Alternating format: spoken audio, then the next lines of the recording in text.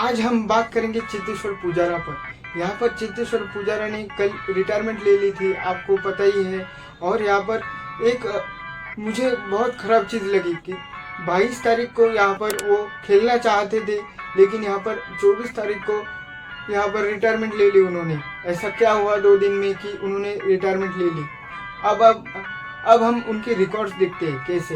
यहाँ पर उन्होंने 103 मैचेस खेले, 7,195 रन है और यहाँ पर 44 के स्ट्राइकर के साथ उन्होंने ये रन बनाए हैं। यहाँ पर उनकी कुछ यादगार पारियां भी है, जैसे कि गाबा की, भले उन्होंने 50 नहीं बनाई, भले शतक नहीं बनाया, लेकिन वो पारी बहुत ही बढ़िया थी। उन्होंने लॉन्जिटिविटी और डिफेंस का एक बढ़िया मिश्रण दिखाया था।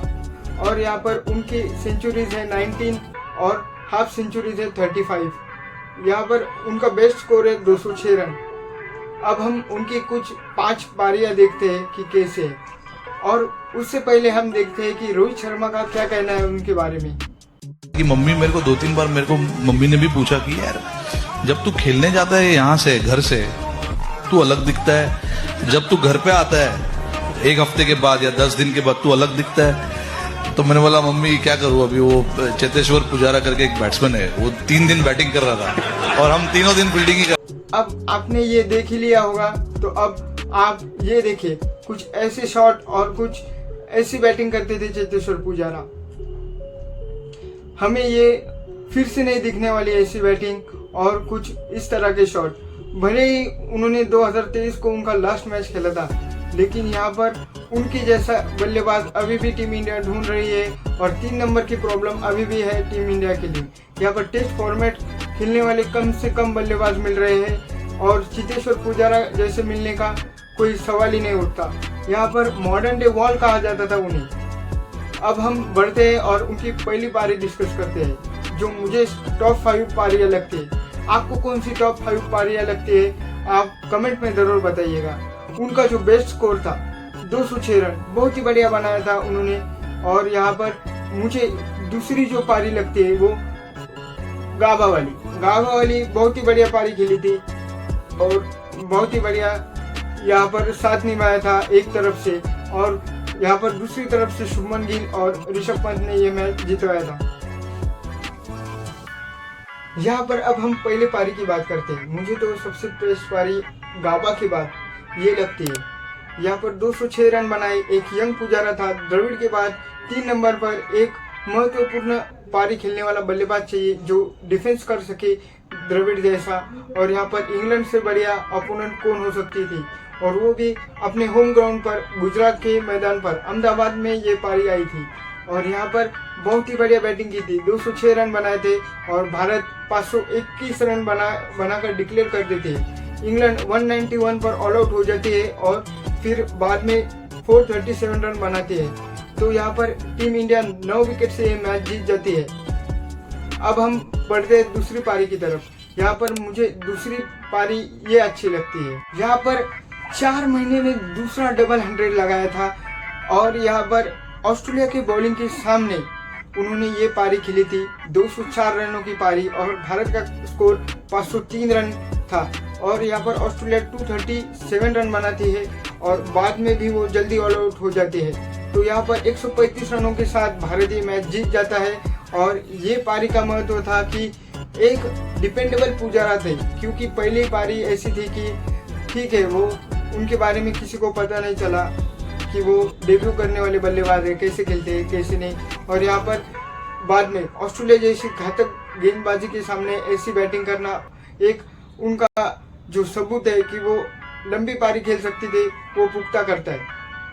अब हम बढ़ते हैं तीसरी पारी की तरफ, जो थी वन ऑफ द फेवरेट पारी मेरी। यहाँ पर तीसरी पारी की हम बात करना चाहते हैं कि जो पारी यहाँ पर एक इस्टेब्लिश प्लेयर थे चेतेश्वर पुजारा। यहाँ पर 2018 और 19 की सीरीज में चलते हैं हम, ऑस्ट्रेलिया में ये खेली थी पारी और 123 रन बनाए थे। भारत तब 41 फॉर 4 आउट था और यहाँ पर उसके बाद चेतेश्वर पुजारा ने ये पारी खेलकर भारत को 350 रनों तक पहुँचाया और बहुत ही बढ़िया पारी खेली थी। उसके चलते ही हम यहाँ पर ये मैच जीत पाए थे और 31 रनों के साथ ये मैच जीते थे और सीरीज में बढ़त पा ली थी। अब हम बढ़ते हैं चौथे पारी की तरफ। यहाँ पर चौथी पारी की बात करते हैं। चौथी पारी मुझे लगता है कि जो 622 रन बनाए थे टोटल टीम इंडिया ने, यहाँ पर ऋषभ पंत ने भी 100 बनाया था और पुजारा ने भी 100 बनाया था। लंबी लंबी पारियां खेली थी और यही सीरीज बनी थी जो Cheteshwar Pujara man of the series बने थे और बहुत ही बढ़िया बैटिंग की थी। ये वन ऑफ द बेस्ट पारी थी उस सीरीज में और ऋषभ पंत के साथ मिलकर बहुत ही बढ़िया रन बनाए थे। भले ही ये मैच ड्रॉ रहा था लेकिन वो पारी महान पारी थी। अब हम बढ़ते हैं पांचवी पारी की तरफ। यहाँ पर अब हम पांचवी पारी की बात करेंगे।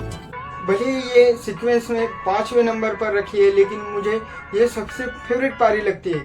जैसे कि मैंने पहले ही वीडियो में कहा था कि मुझे गाबा की बारी 1 नंबर लगती है और ये गाबा की बारी करियर डिफाइनिंग तो नहीं बोल सकती लेकिन वन ऑफ द बेस्ट पारी मुझे लगती है। 211 गेंदों पर 56 रन, वो भी एक 4th इनिंग में आती हुई ये महत्वपूर्ण पारी थी। यहाँ पर 328 रनों का लक्ष्य था भारत का और यहाँ पर भारत ने ये मैच उनकी वजह से जीता था, मुझे ऐसा लगता है, क्योंकि एक तरफ से शुभमन गिल और जो ऋषभ पंत है वो बहुत ही बढ़िया पारी खेलते हैं, पर एक तरफ से चेतेश्वर पुजारा एक वॉल की तरह, एक चट्टान की तरह खड़े थे और बहुत ही बढ़िया रन बनाए थे।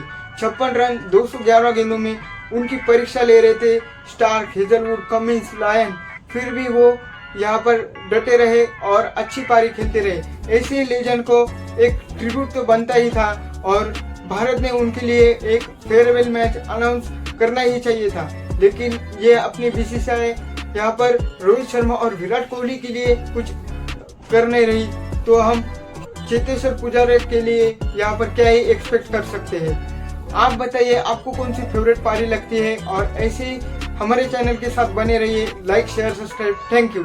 जय हिंद, जय भारत।